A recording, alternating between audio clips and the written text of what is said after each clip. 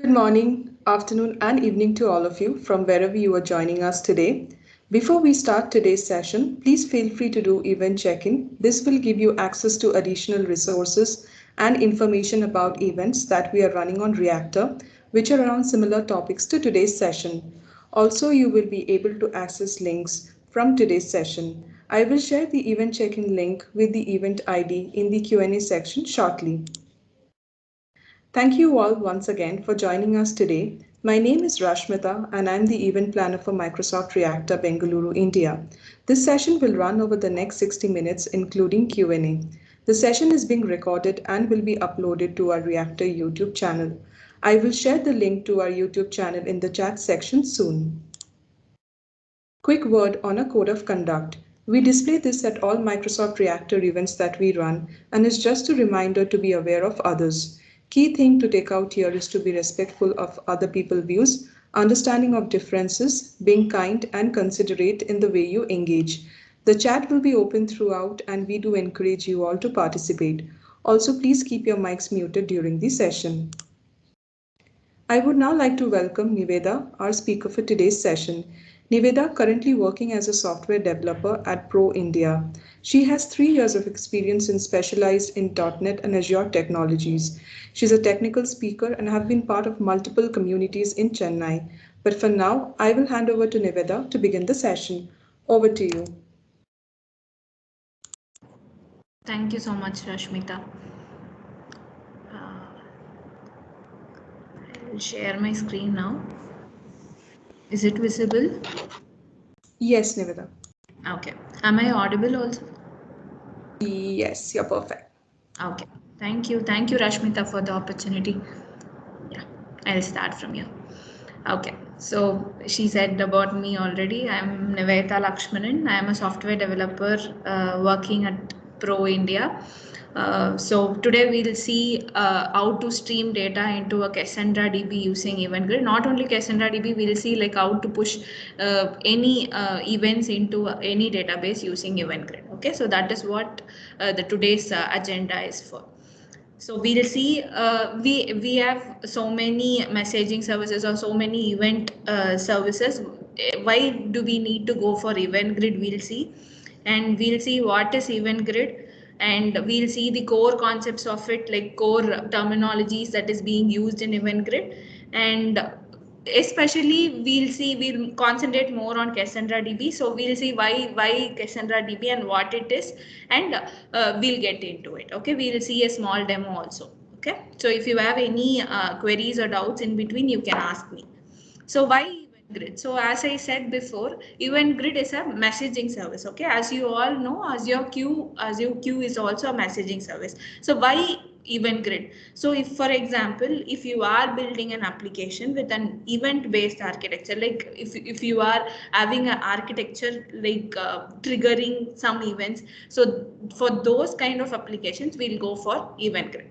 The second thing is this event grid will eliminate polling. For example, let us take a queue as one example and event grid as another example. Okay, so if you take queue as your queue, so what you will do is like you will push the message to a queue, correct? So the queue trigger will continuously come and poll the Azure queue, say for like whether the message is available or not. So this is called a pull mechanism, where we'll push the message into a queue and the queue trigger will pull it from there. Okay, it will come and check it. That will continuously come and check whether the message has reached the queue or not. Okay, so continuous polling is there.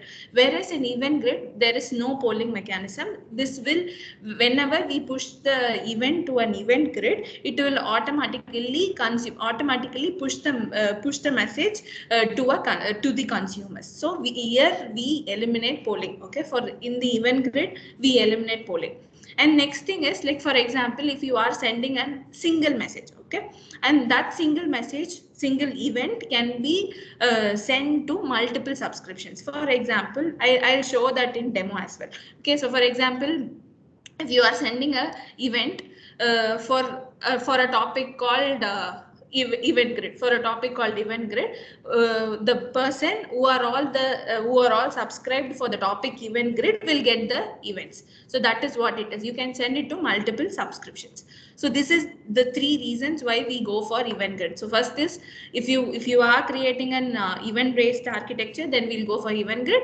Next is, like, if you are going to eliminate polling, you don't want to go and check whether the message has arrived or not, then you will go for event grid. Then if you wanted to send it to multiple subscribers, then you will go for event grid. Okay, so these are the 3 things.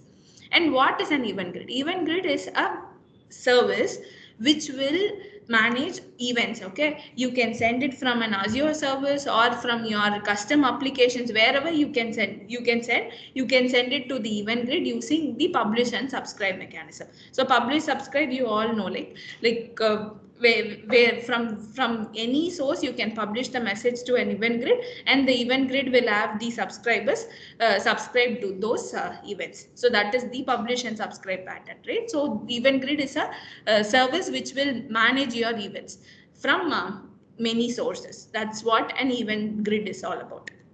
And next is event grid concepts. We have 5 concepts in it. To know a brief about event grid, you need to know all these 5. So events are the information that you will gonna send it to the event grid. So it is a small amount of information or the data that you are sending it to the event grid that you wanted to subscribe to many subscribers, right? So that is the event. So the data is the event. Okay, the event source is from where you send. Okay, in this demo we will see I have written a custom application where we will send the data to the event grid. Is the custom application is the event source here, but whereas you have blob storage and many other Azure services are also can be your event source. Okay, the topic is the where you publish the event. Okay, so that event grid is the topic. Okay, here, and the subscriptions is where you subscribe the events. Okay, I'll show that maybe now itself.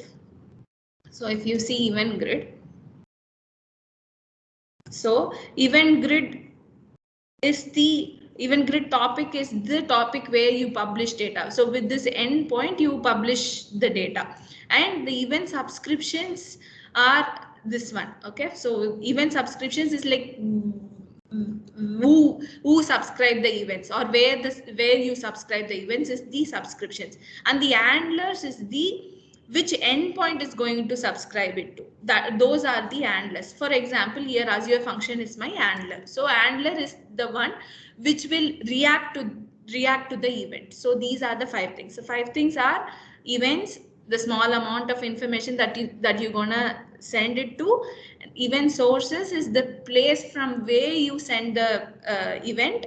Topic is like where you publish the event. Subscribers where you consume the events, and the handlers is how you react to, from which source or the app that you react to is the handler. Okay, for example, I have told you like the Azure function, webhooks, many other.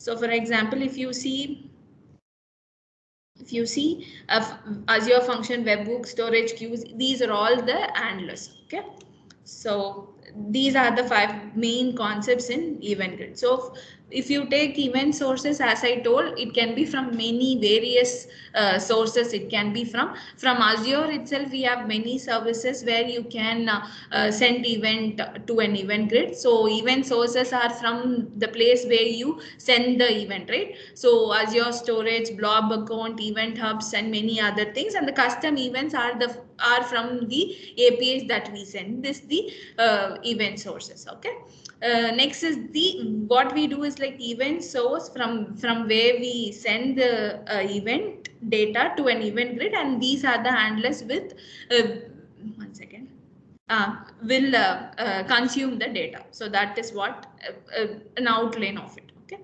so as I said, we'll just create an event grid now. Is it all okay for now? Or if you have any doubts, you can ask, so I can create an event grid in between. So this is an event grid topic. Okay, so you have to create a resource saying that sample event grid topic, something like that. And region is, as I am in India, Southeast Asia.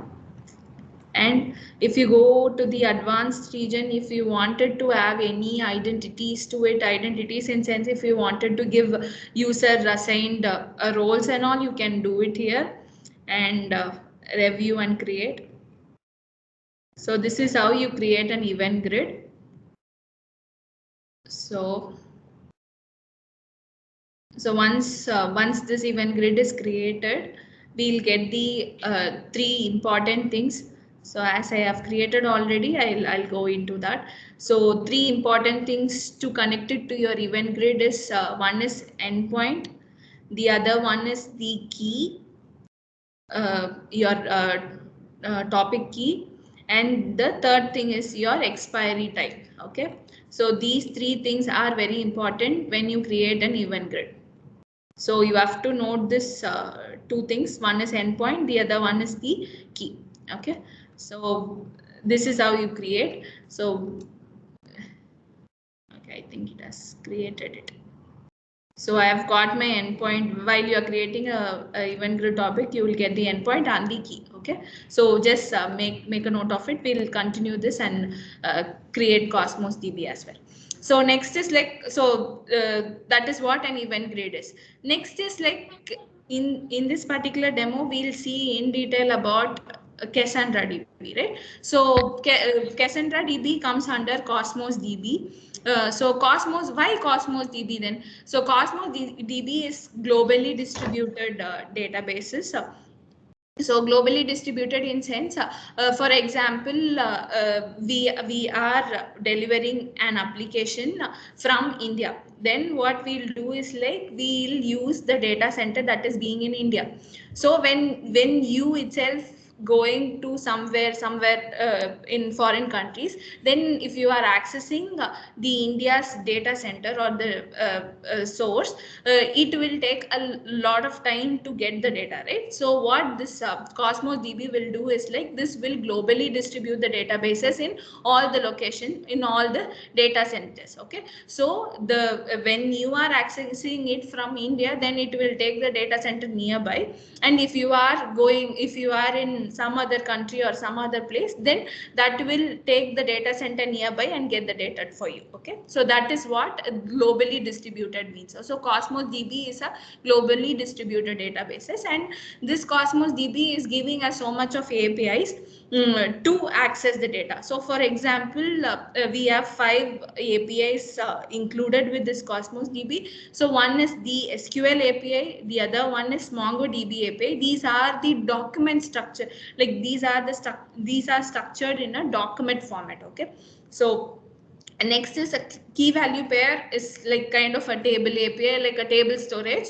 And if you wanted to have it like a graph structure, then you need to go for a Gremlin API. And the last one is the Cassandra, that is like a columnar DB. So I'll tell you why what is a columnar DB and all later.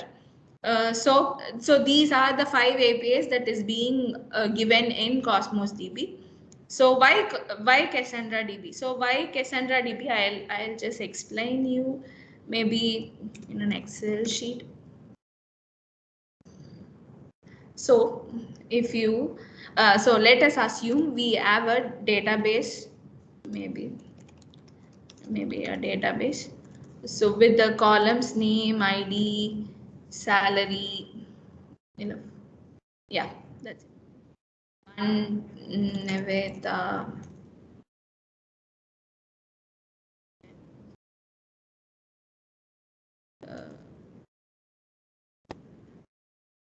Something like that. Okay, so let us assume this is an SQL database. So how we enter data is like, ID, name and salary are columns, and this one is one row and this one is the second row, right? So for example, this is how we store the data in a SQL databases. So if you wanted to get this sum of the salaries, what you will do is like you will get the select sum of salary from your table name, right? So this will go check each and every row of it. It will go check the first row, get the salary, second row, get the salary, and sum of it will give you, like it has to go each and every row and get the data, right? But whereas if you are using a columnar DB, but this the Cassandra DB will look like this, like for us to view is like this only. But when it is working at the back, how it will work is like ID, name, and salary will be in the form of a column, like like this, and your 1 comma 2 and your name will be like this, and your salary will be 10 comma 20. So this will this Cassandra DB will work like this. Whereas if you wanted to get the salary of of the employees or something like that, what this will do is like it will go get a single row fetch, and it will get the sum of the salaries. So the aggregate functions and the write is all easy in Cassandra DB. So that is why we say Cassandra DB is faster to get the aggregate queries, and the write is also fast because it will go write it in at the end of the thing, something like that. Okay, so write is easy here, but whereas if you wanted to update a particular, for example, if you wanted to update ID1 with name Nivedha L, then you have to go get the ID of it, then search name, and then go. So update is little much clumsy in Cassandra DB. So if you are going for an application where you will just write things to the database, then Cassandra DB is the finest option that you can go for. And if you are having an aggregate, so much of aggregate queries are included in your project, then you can go for Cassandra. So if the update is more, then don't go for Cassandra DB. So the fast is right here. So one second. Fast is right in Cassandra DB, and as I said, Cassandra DB is a NoSQL databases. So mostly NoSQL databases will support all the kind of data storage, like it can be a semi-structured, unstructured, it can be anything. Like it is a flexible data storage, and you can query them faster if it is aggregate queries. Okay, if it is aggregate queries, then aggregate is like super fast here. And Cassandra DB can manage a massive amount of data, so a huge amount of data it can handle. So what is a Cassandra DB? So Cassandra is from Apache. So Apache Cassandra is an open source NoSQL databases where it can handle so much of data. Here for Cassandra DB, we don't have a NuGet package. So I have used a NuGet package for .NET Core. You can check that as well.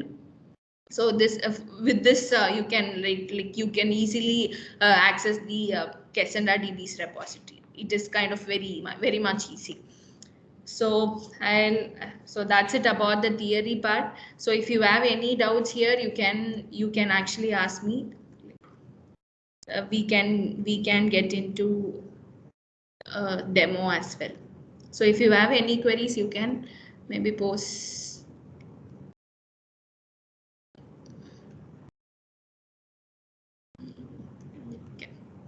Okay then.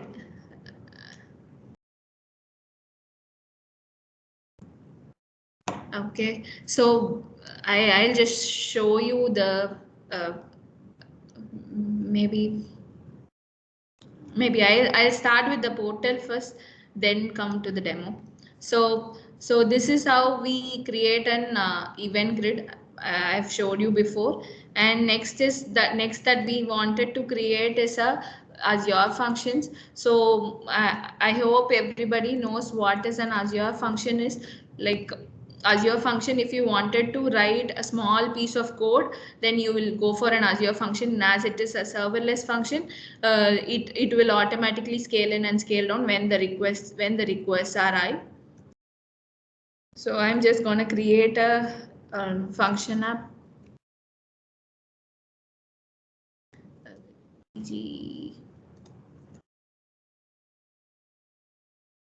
sample. So as I have used .NET Core, I'm just using it. Southeast Asia. And when you are creating a function app, this will create an storage account with it, and you can check the consumptions plan as well. I'll go for serverless here, and networking monitoring. So when you are creating a function app, if you wanted to have an application insights to it, you can have it, or else no need, and then you can review and create. Okay, so as you all know, function app will have so many triggers to it. So when you are using an event grid, then you need to have event grid trigger to it. Then only you can trigger that particular function.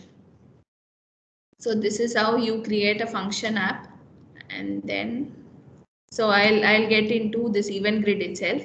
So we have created an event grid. Hello.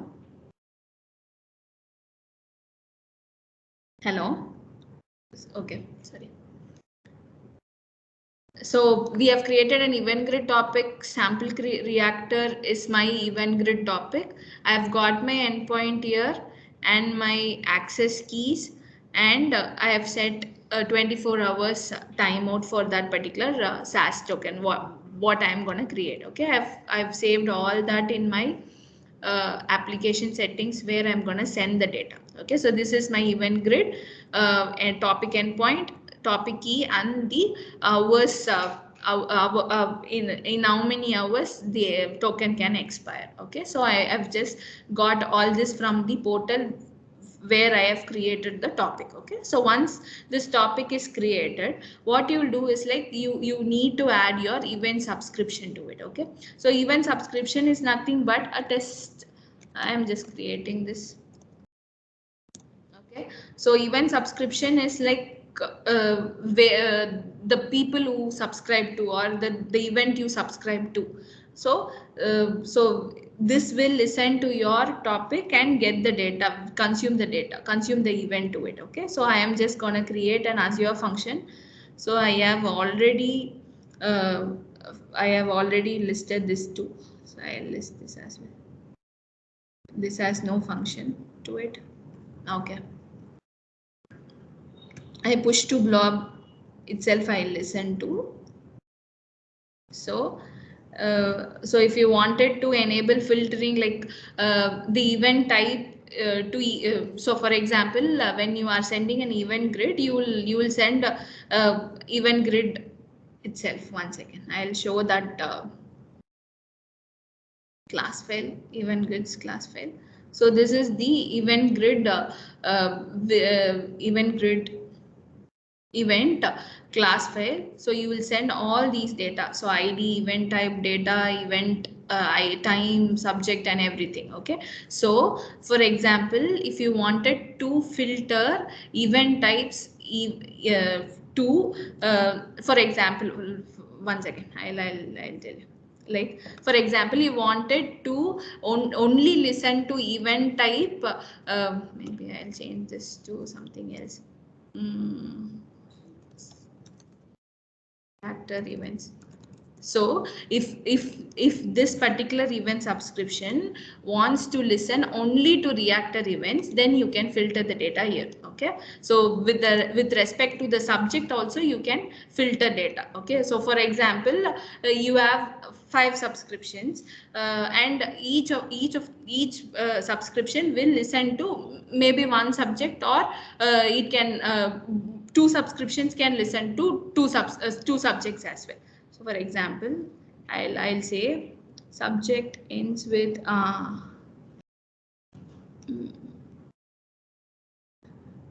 subject each filter.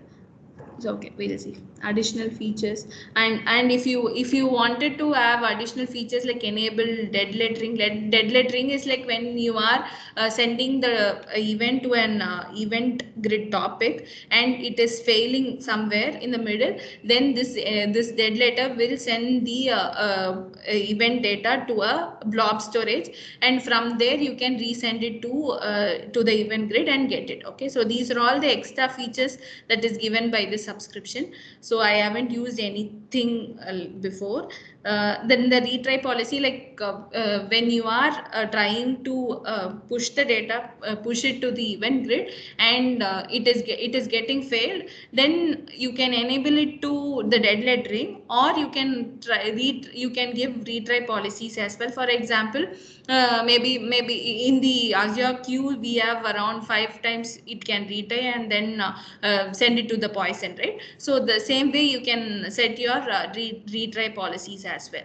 And batch, like how many events can push at the same time. So those batching details can also be given here.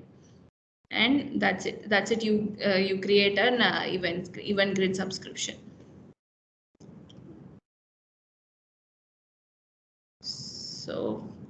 So this will create the event grid subscription to us. Okay, then so that's it.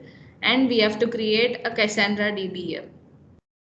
So Cassandra DB is from a Cosmos DB, right? So now I'll create Cosmos DB. So this Cosmos DB will give us 5 APIs. So SQL, MongoDB API, Cassandra DB API, Table API, and Gremlin API. Here we are gonna give Cassandra. So give the same resource group, maybe.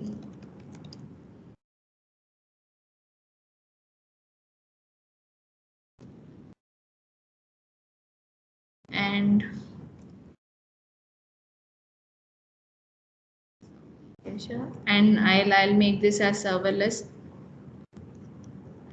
And in this also you'll have certain things like networking, backup policy, and this should be localated, and I don't want to backup storage, service, review, and create. So this will create us the Cassandra. So this is how we create Cassandra APA in Cosmos DB. So this will take a little bit of time. So what I'll do is, like, I've got this event grid topic endpoint. I'll just paste it.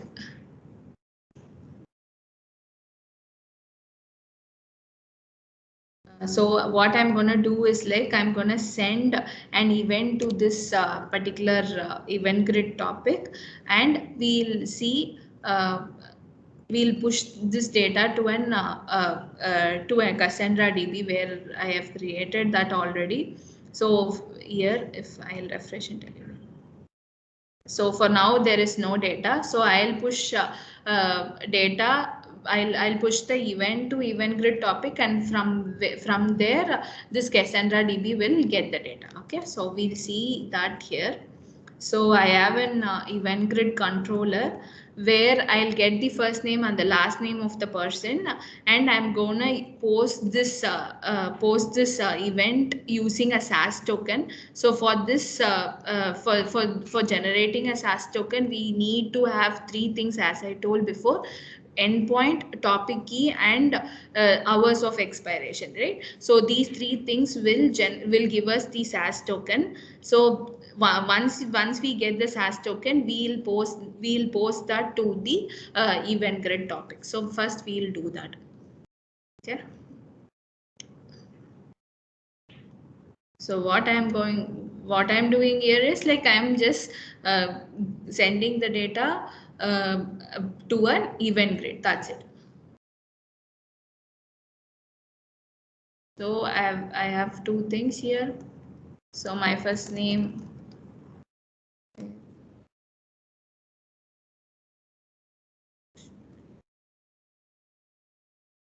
so this will send the data to the event grid. So if you want it,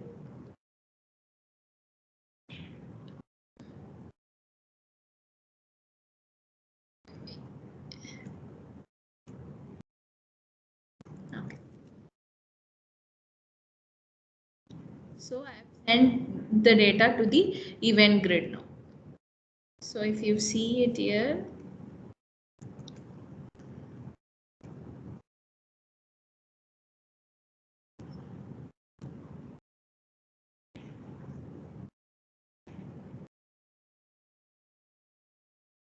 So I have published the data now. Yeah, so now I've got the date, like from at 6:32 p.m. I've sent data to an event grid, right? So I've got the data here. So what I have done here is, like, I have subscribed three things. One is push to Cassandra as an Azure function. I have added an event subscription, and I have added and I have included that blob storage as well. That part we'll see it later. Like, I'll go check this Cassandra DB. Now I would have got my first name and the last name with the ID here. Okay, so what this has done is, like, I have just pushed the data now to event grid with the SAS token. Okay, with the key also you can push, but in the demo I have chosen SAS token and I've pushed it to the event grid. Okay, so how to get that, how to consume that is through your event grid event grid trigger. Okay, so I'll show that as well. So when you are creating a function app, you will create an event grid trigger. So yeah, event grid trigger. This event grid trigger will get the event that you have sent it to the event grid. Okay, as queue trigger does, this event grid trigger also does. Okay, so what I've done is, here I have got the data and I'm gonna subscribe it to, I'm just gonna push it to the Cassandra DB. So as I told you, I have used a NuGet package for it. So the NuGet package is cassandra.net core.orm. So I have used that package and I'm just gonna add that to my Cassandra DB. So that's it. Okay, so I've just created a event grid trigger and got the data from the event grid trigger, and I am pushing it to the Cassandra DB. That's it I have done here. Okay, so this is how the data has come into it. Okay, so, and second thing is blob storage. So the same way, same event grid trigger can connect it to your blob storage and save that data to your blob as well. So if you wanted to see that, I'll show you. I have created okay, this is my Cassandra DB, and I wanted to go to event grid trigger, and just 1 second, I'll see. I have used storage account meetup 84970 is my storage account. So I'll open that.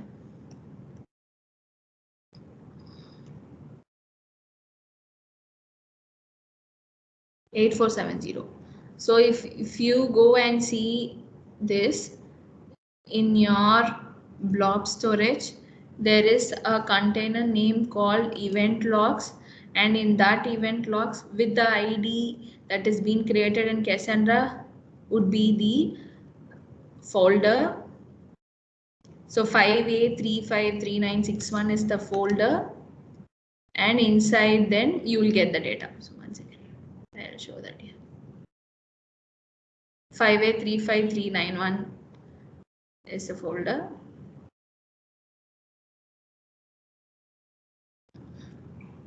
And you will get the data here, ID, first name and last name. So this is how you dump the data to your blob storage as well. So to you, it is like you are just pushing the data to an event grid, and from there you are subscribing it to various databases that you wanted to do. So that's it here. And if you have any questions, you can actually ask me.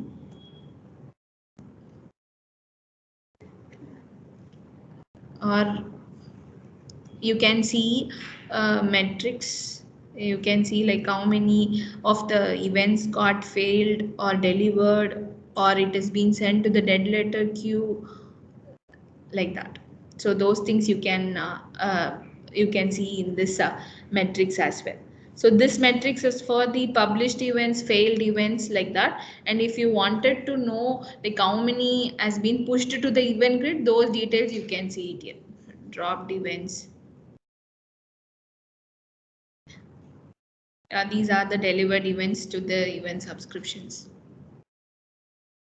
So these details you can take it from here.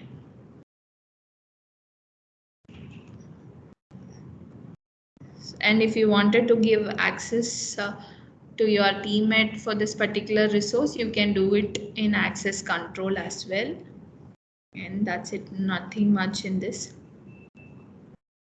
So main thing that you need to know about event grid is like you need to create an event grid, you need to get that endpoint, your key, and with that endpoint and key you can generate your SAS token. So with that SAS token you can push the data, push the event to your event grid, and these subscriptions you can subscribe various endpoints to your event grid topic, and from there you can get the data to your various databases as well. So for now we have seen Cassandra DB and a blob storage, and you can have this have the same event grid function and get the data and put it in your Cosmos SQL databases. Wherever you wanted to, you can actually subscribe to.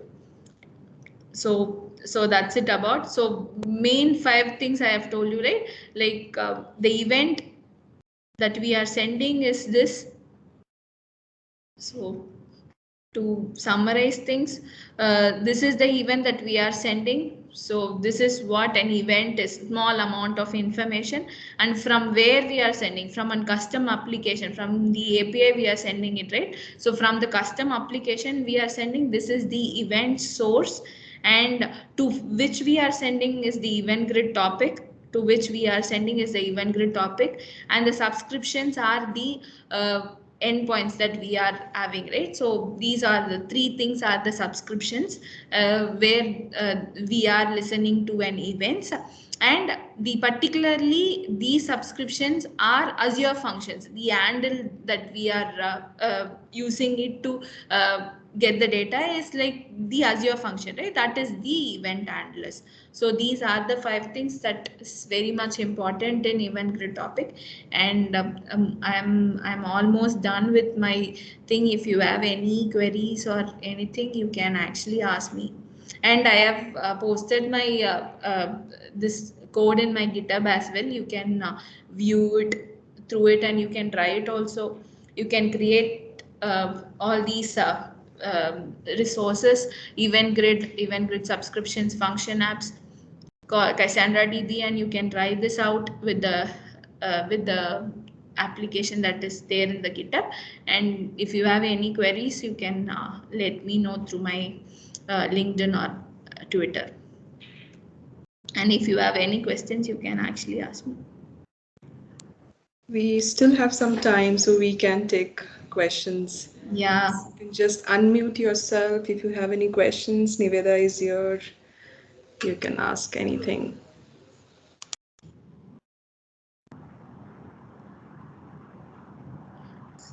Yeah, I'm Pragya. So here, consider a streaming process is going on, which I have a billions of data, which pushing to the event grid. So how much fast it will could process the all the data? Like for each and every message that you send is like takes one second. Okay, so in one event grid, can I create multiple topics and publish to multiple topics? Yeah, the thing is like you have to give your topic there. So as I showed you before, this event type you can give, and you have one more thing called topic as well.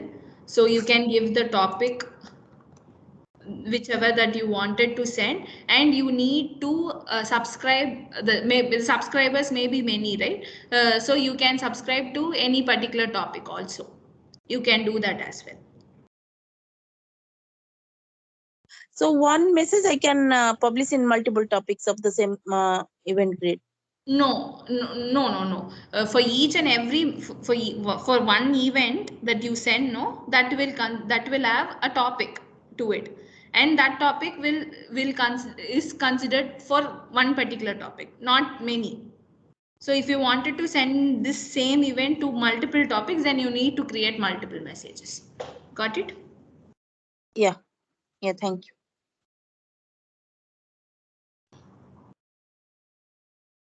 Okay, do we have any more questions?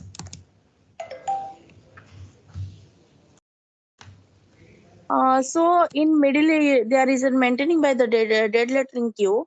Consider that it was failed for because mine is very heavy use of data. So how much data means what is the things that it will be means how much I get message I will get that it in the dead lettering queue. Okay, so for example, dead letter queue is like whenever you push the data to an event grid, and from there the event subscribers couldn't consume the data, then that's where this will go into a dead letter queue. Okay, Yes, so but what is the means you means it is a streaming process, so in fraction of second it is got delay or something it happened and it is so somehow so process is not working properly, so in I think it will be so huge data for me. So what is the possibility that it will be maintained or no, I'm not getting you. Like I could hear some other noise as well. One second, can you repeat me, please? you consider that my somehow the system is breaking somewhere or delay is there, so it was not consumed and it went to the dead lettering queue. As Okay. it is a streaming process, so in 1 minute itself I'll get so much data there. So Yeah. is there any ways that I can reprocess this dead lettering queue data, or and how can I handle that the data means in that scenario? What is went to the dead lettering queue? Okay, instead of going into the dead letter queue, you wanted to process the event to the event grid as well. Yes, That yes, is what yes, you're telling, right? yes. Okay, so for that only they have given a retry policy here.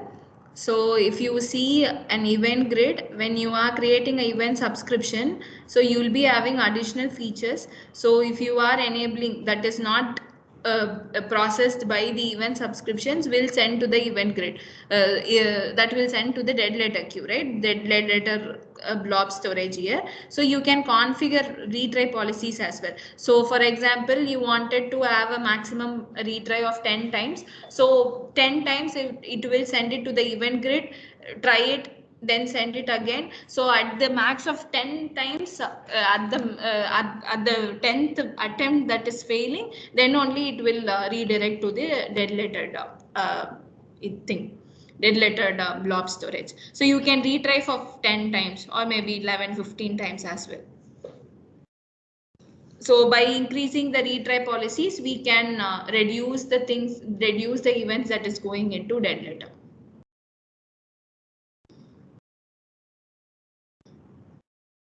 Okay, am I okay? The answer Yes, is yes, I got. yeah. So instead of enabling the dead letter queue or dead letter blob storage, what I have done is like I have created one more event subscriptions and given the blob storage. So where I can get all the dump data that I'm sending it to the event grid. I'm just storing all the events that is coming in to my blob storage, so that I'll come to know like these are the events are being sent to it.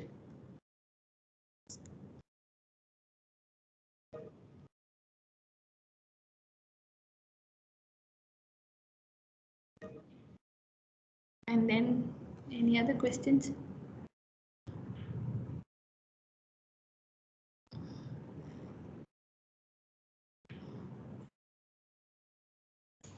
Any other last questions do we have?